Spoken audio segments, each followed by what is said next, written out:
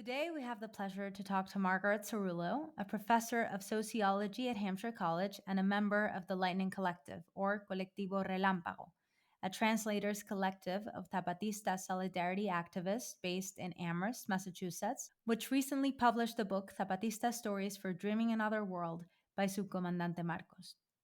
So, hello, Margaret. Welcome to the Security in Context podcast. Very happy to have you here. And I'm very happy to be here with you. So, I'd like to start by asking you about the book. What is the book about and what motivated its release? Well, here's the book. It's a collection of 12 Zapatista stories that were gathered in 2010 by a group of Argentine solidarity activists working with Zapatista secondary school students. And they produced a beautifully illustrated volume called Los Otros Cuentos, the Other Stories, that was produced in a recovered factory in Argentina. And this is how long ago it was. It was accompanied by a CD where the stories were read by well-known figures in Argentina, one of the mothers of Plaza de Mayo. And we formed our collective to produce a rapid translation of those stories. And that's why we called ourselves Lightning Collective. And again, it was a solidarity project. It turned out that our name was ironic because it took us 12 years to produce the book.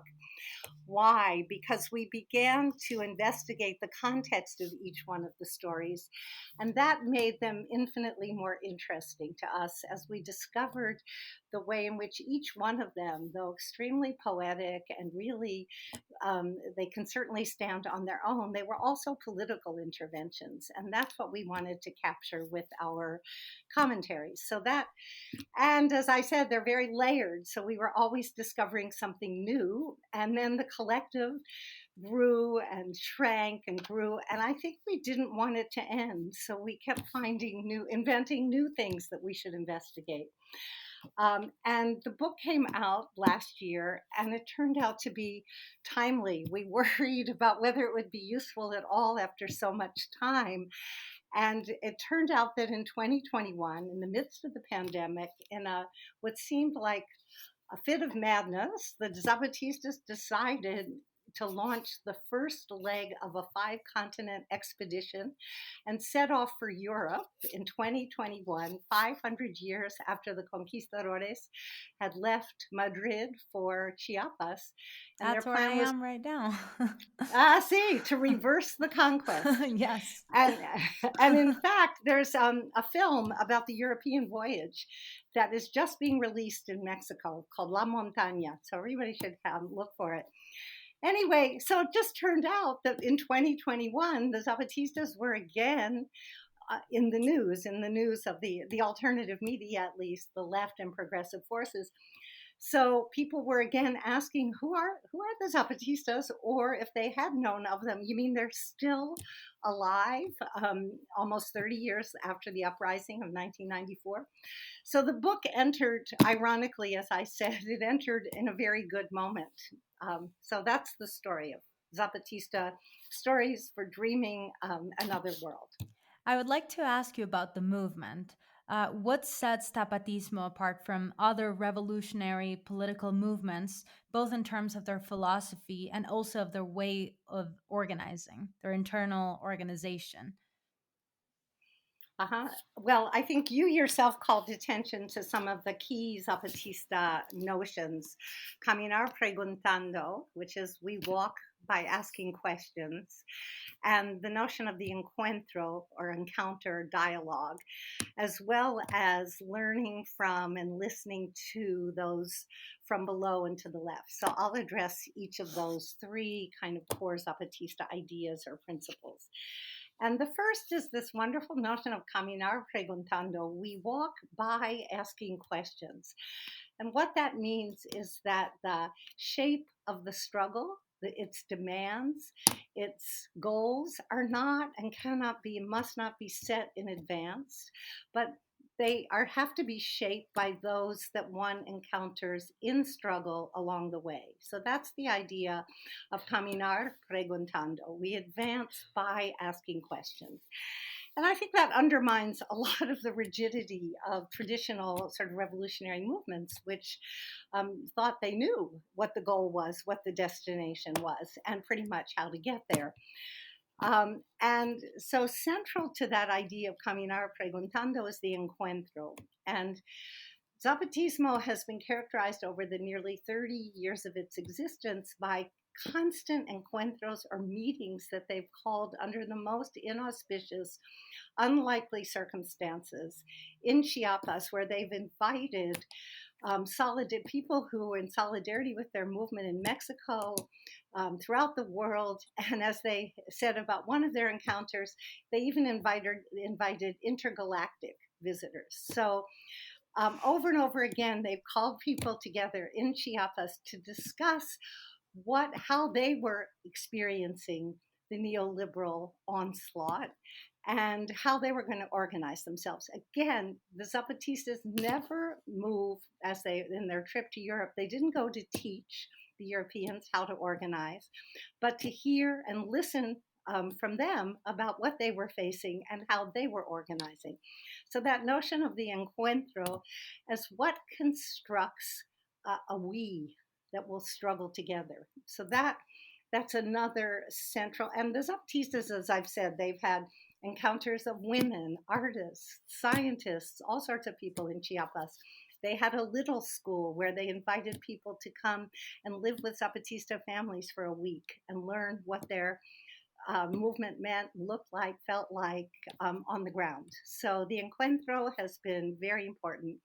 And then the third notion that you picked out is this idea of always looking below and to the left. And that's simply, I think, a profoundly democratic principle of left-wing organizing. And to the left in Zapatista terms means anti-capitalist. So they're not interested in listening to just everybody, but and they take their impetus, their inspiration, and their revolutionary imagination from those below. So that's the central. Those are some of the central ideas, but we can unfold some of the others.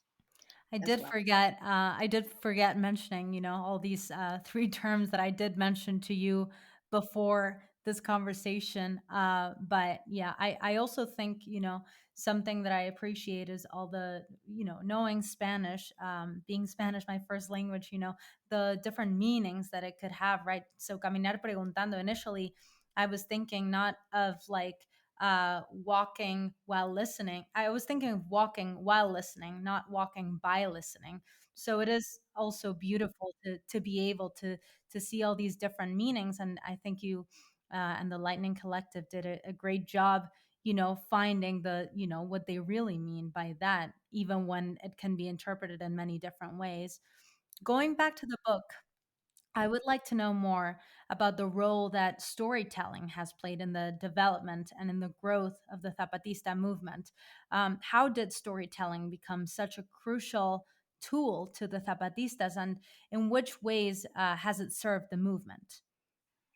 Well, that's a wonderful question, and going back to this idea of the encounter, the very first encounter that was absolutely crucial to the formation of the Zapatista Army of National Liberation, the EZLN, was the one that took place in Chiapas in the 1980s, when a group of revolutionaries, guerrilleros, came from the north, Subcomandante Marcos among them, and they were part of their times.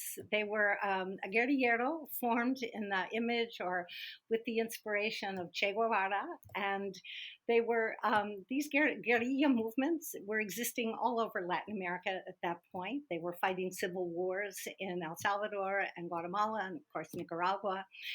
And these urban, radicalized young people came to organize the indigenous, to raise their consciousness about the necessity for armed struggle if they were ever going to exit their condition of poverty and dispossession. And when they arrived and began teaching Mexican history and Marxist Leninist theory, a Marxist analysis, the indigenous responded by saying, well, thanks, but we don't understand a thing you're saying. Your word is too harsh. muy dura, tu palabra es muy dura. And the thing that distinguished the FLN, the Fuerzas de Liberación Nacional, this particular guerrilla group, is they stopped dead in their tracks and started to listen. And what they discovered was that the indigenous had incredible traditions of organizing and also a profound and deep revolutionary imaginary. But they spoke a very different language, and in effect, they inhabited very different worlds. And so they realized that stories and storytelling, because largely the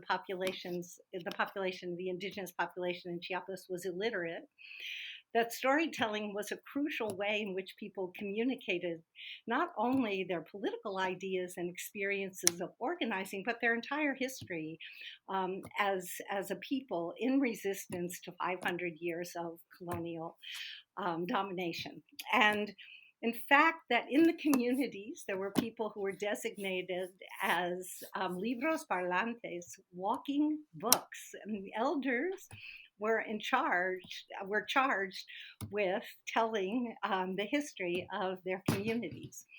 So there's such a great concept, libros parlantes. See, exactly. And in our collection of stories, which we insist is not a canon of Zapatismo, it's more of an invitation to discover Zapatismo. We call it an accidental archive of Zapatista stories. But it contains two distinct stories with two distinct personas narrating them. One is Old Antonio, who is both a real person and a mythical person, as we say, just like the Zapatistas. They're both real and they're also icons of revolutionary struggle and imagination. Old Antonio was the bridge between Marcos and the other guerrilleros and the indigenous communities. And he was one of those libros parlantes for his own community. And he was the one who became very close to Marcos and really, as I said, was a bridge into the indigenous cosmovision. So some of the stories are narrated by Old Antonio, and I think they manifest indigenous cosmovision. And the other set of stories in this collection are by Don Dorito of the La Condona. And Don Dorito is a kind of reincarnation of Don Quixote who wants to have Marcos be his squire. And Dorito, the little hard one, and remember the indigenous described the word of the guerrilleros as too hard. I think he's Marcos's alter ego, his Marxist alter ego. And he's always studying the conditions of neoliberalism, the balance of forces, the rightness of the conditions. He speaks that kind of urban left, sometimes tinged with popular culture language that the guerrilleros brought from the north. So it's the encounter of the Don Doritos and the Old Antonios that was the first encounter that constituted the EZLN. Such an interesting metaphor, Don Dorito. So I, probably our listeners are wondering, why are we talking about this, in the Security in Context podcast? As you know, our work at Security in Context is aimed at challenging and at redefining commonly held conceptions of security. So I would like to shift our conversation towards the issue of security, because this topic has concerned the Zapatista movement basically since its inception, right? So would you agree that an important part of the Zapatista uprising had to do with the policing and the securitization of the Mexican people by the Mexican state? I thought that was an extremely interesting question that you posed to me. I wouldn't have cast it in those terms, that the uprising had to do with policing and securitization of the country. But let me explain what it absolutely did have to do with. The indigenous, and particularly the organized indigenous, those who'd been forming all kinds of campesino organizations in Chiapas since the 70s, were the constant targets of violence. And what kind of violence? It tended to be the violence carried out by the White Guards, as they were called, who were the hired assassins that each one of the big fincas, the great Chiapan plantations, had to make sure that the Indians stayed in line. And if whenever they began to revolt, the White Guards would commit exemplary acts of violence to paralyze the rebellion. So it was a very, very violent place, particularly the more organized it became. And that indeed was one of the reasons why that really fueled the rebellion, the inability to organize in any kind of nonviolent way and accomplish anything. The White Guards metamorphosed, if you will, into paramilitaries. And Chiapas, since the uprising, has been the target of low intensity warfare, which, as we know, is a misnomer if you're its target. There's nothing low intensity about it. And the project of low intensity warfare is vicious. It's to disrupt the fabric of the community and to turn brothers against brothers, family members against family members. And that has haunted the rebellion since 1994. The Zapatistas have extended their experience to analyze the role of repression in the current phase of capitalism and of neoliberal capitalism. And their argument is that the army and the National Guard, which is a particularly Mexican phenomenon, which we could talk about, very, very important for what's happening in Mexico today, they're the advance guard of the government's, capital's mega projects. And the current government, supposedly a leftist government, wants to inaugurate something they've called the Mayan Train.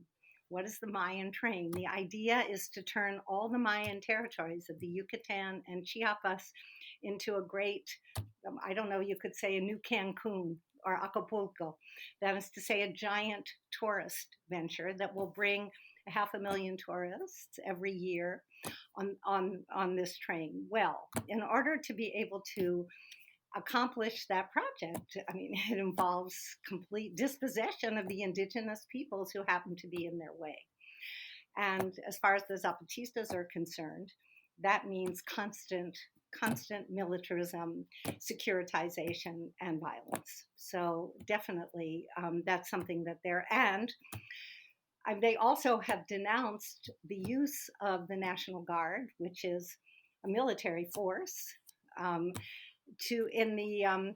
in Mexico's cooperation with the United States in extending the U.S. border all the way down to Guatemala, now policed by the Mexicans, by the Mexican military National Guard. And their job, as the Zapatistas have called it, is hunting people, hunting migrants. And yeah, so they're very, I would say, they might be among the loudest voices that are opposing what is the increasing militarization of public security in Mexico under the leftist president, Andrés Manuel López Obrador.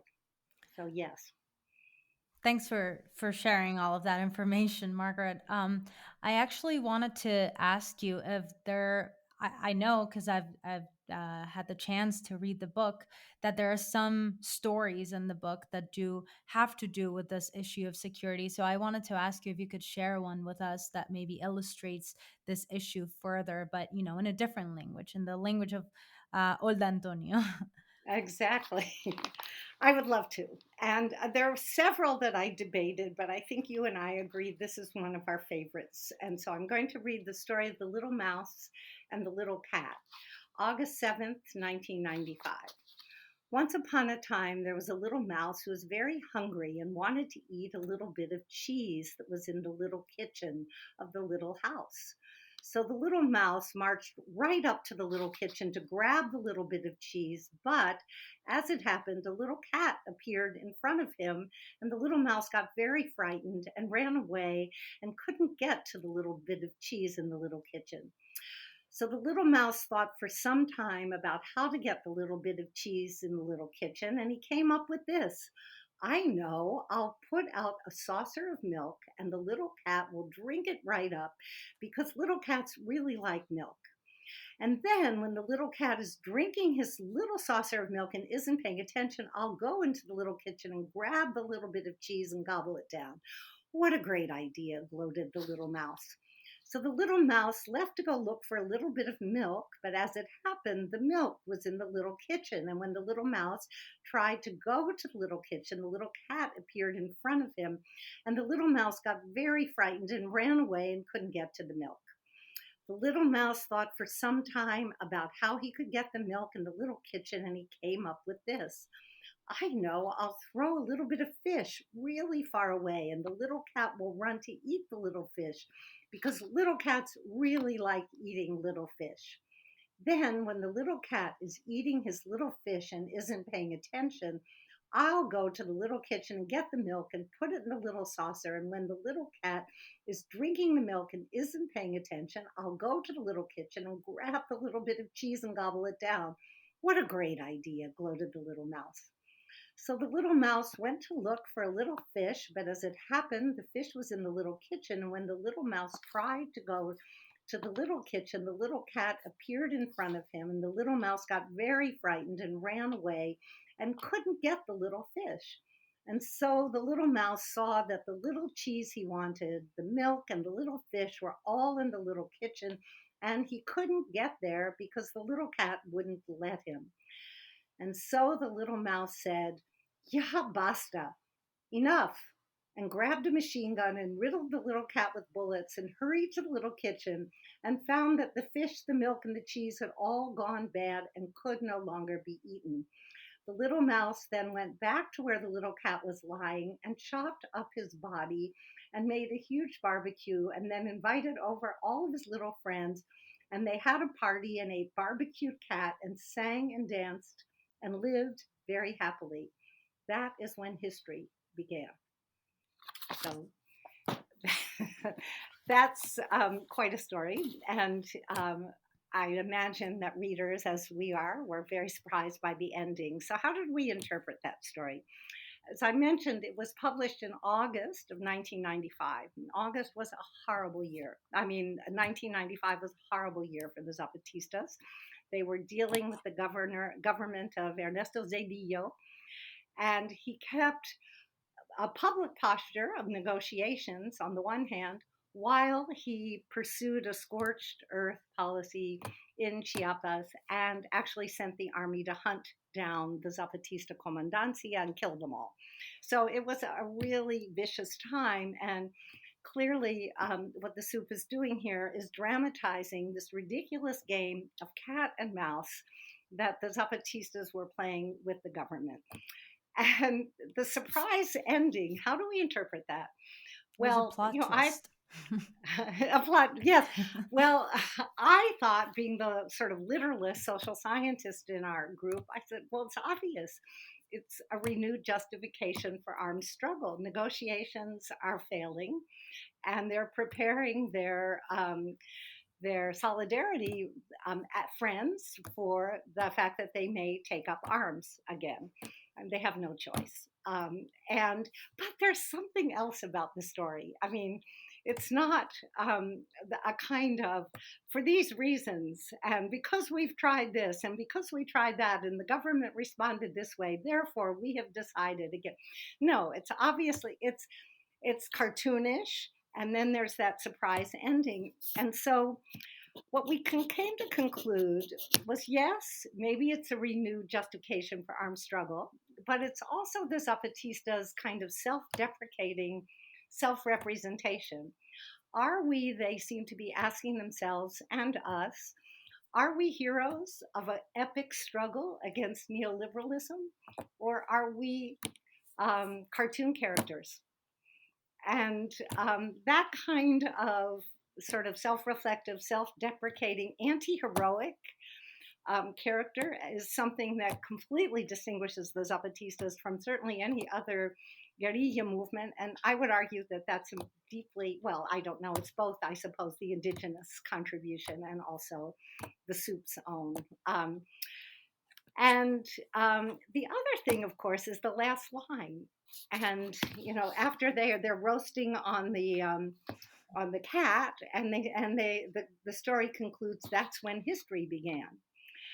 So that also, I think, is a staging or a representation of the Zapatista uprising, right? That it was completely surprising, and it kind of it was, and their view, history begins again when predictable plots are interrupted. So that's one other layer in the story that we came to, and yeah, I That's don't know if a that gives you beautiful some idea. interpretation. Yeah, and also, I was wondering, as you were reading the story about the use of the word little, and I was thinking to myself, they probably said ratoncito, right? And See, gatito. absolutely. So yeah, so I do think that using the diminutive and like the word little also adds to that anti-heroic vibe, because uh I was wondering, like, why are they describing themselves and the oppressor, let's say, Uh-huh. as the little cat and the little mouse instead of just the mouse and the cat, right? There's some Yep. irony to that, it seems. Absolutely. Absolutely. And I just was teaching in my class the first collection of writings of the Zapatistas that came out in English that's called Shadows of Tender Fury. It's still great. It has all the early communiques of the first 2 years of the rebellion. And there's this amazing preface that people don't comment on very much, but it was written by Subcomandante Marcos for that edition. And I had always read it as a kind of send up, and it is that of magical realism. Like, what do you expect from something that's coming from Latin America? Well, there are all of these weird species that are the result of a fusion between a parrot and a macaw, things like that, and they pop out of radios. So yes, there's that, but it's also a send up of the guerrilla memoir. And instead of all their heroic feats, the soup describes things like, we didn't know which was worse, the nostalgia or the diarrhea. And, they talk about sitting around the campfire, talking about tamales and food that they have no chance of getting, things like that. So there's always that. Interestingly enough, I would even say anti-macho. That there's that the anti-macho, macaroic. Certainly, by the time the Zapatistas rise up, feminism has had an impact, and I would say maybe that's another distinguishing feature. It's the first, the first guerrilla, I would say, that completely integrated women and a feminist perspective. I think that ties into another question that I wanted to ask you, which is about the current status of the Zapatista movement, where I think women seem to have a lot of power, right?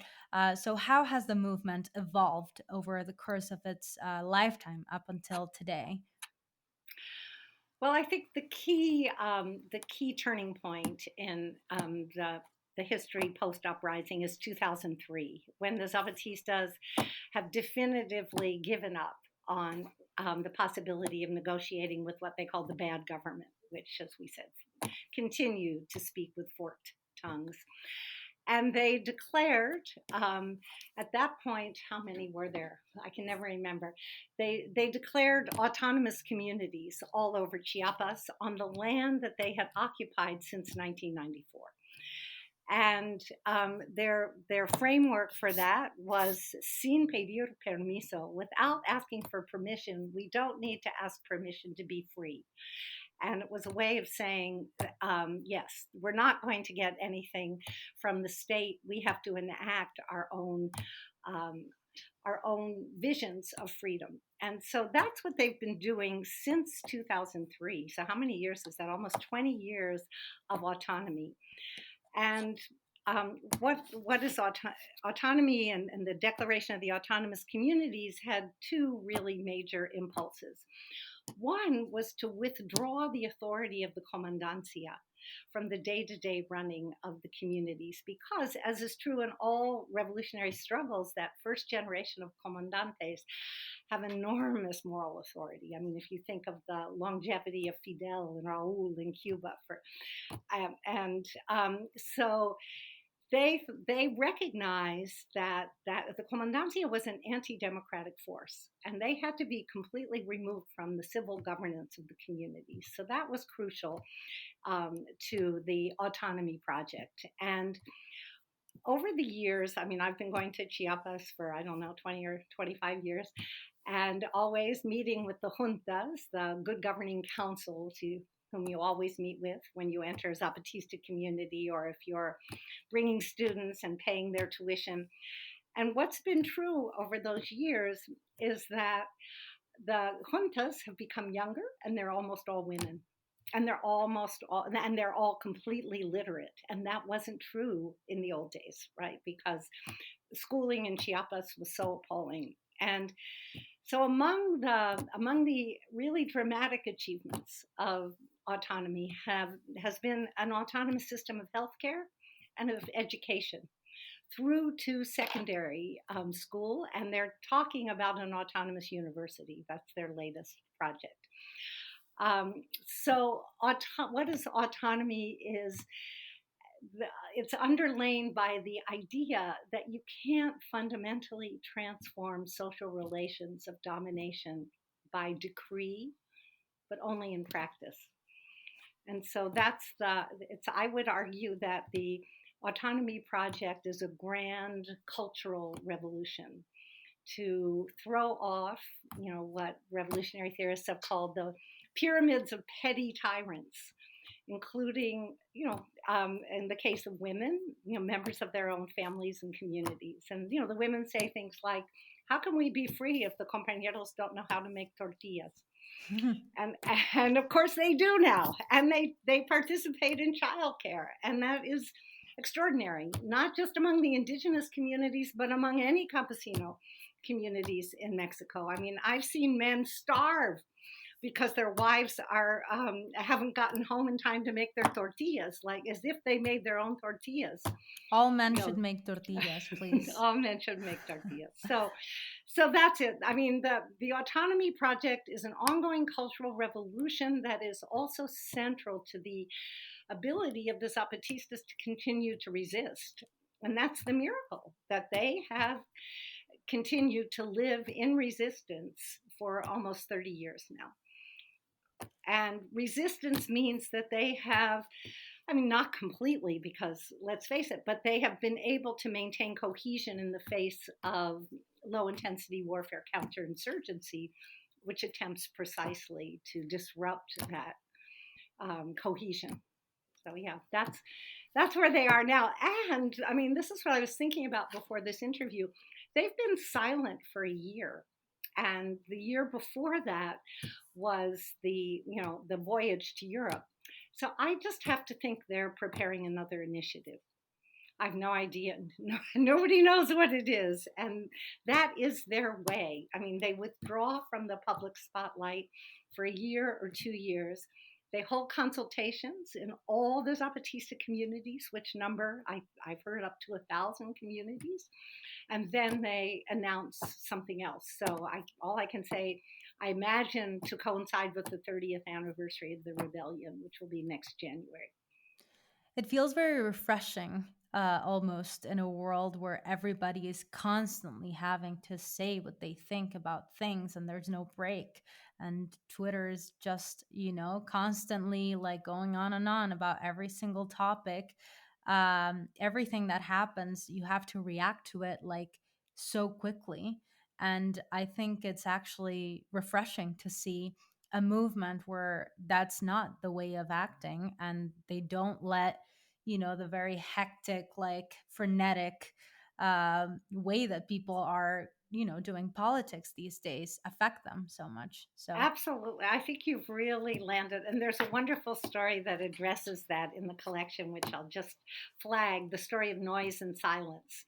And it's about there's so much noise, and the noise is the planes flying overhead, but it's also the pronouncements of the government and the incessant news cycle that is now bombarding them because they have more access to news and they can't think. And yeah, so exactly that. How are they going to look into their hearts, withdraw from that spectacle, and figure out what their next steps are going to be? Yeah. the last question that I wanted to ask you is, well, I would like to frame the Zapatista movement more from a global perspective. Has there been interplay between the pink tide and the Zapatista movement? just about not. I mean, they have really not been interested in the pink tide. And I found a recent communique in which they talk about what is this thing they're calling left extractivism? They ask, is that like left capitalism? And they mock it. And I mean, their view of the state is not just that power corrupts, though they believe that, and taking state power demobilizes social movements, which certainly has been a large part, or one part of the story of the pink tide, but that the state is no longer the power, no longer has power. It's the foreman for capital. And so why rise up and take state power when power doesn't exist there, is kind of their view. And I think that in Mexico, in particular, they have no truck with AMLO, the current, if you will, pink tide president of Mexico. Absolutely not. Well, for two reasons. Because the entire political apparatus and the entire party system voted against the Zapatistas in 2001 when Fox submitted a watered down version of the Acuerdos de San Andres that they had negotiated. And all three political parties turned their back on the Zapatistas, and that includes the party of AMLO. So they feel they don't trust it was the PRD, now it's Morena. They don't trust the so-called left party. And the project of AMLO is classic development, and it promises more dispossession, the so-called left extractivism, and they see themselves as direct targets. And paramilitarization has increased, and the overall militarization, securitization of Mexican society has increased under AMLO.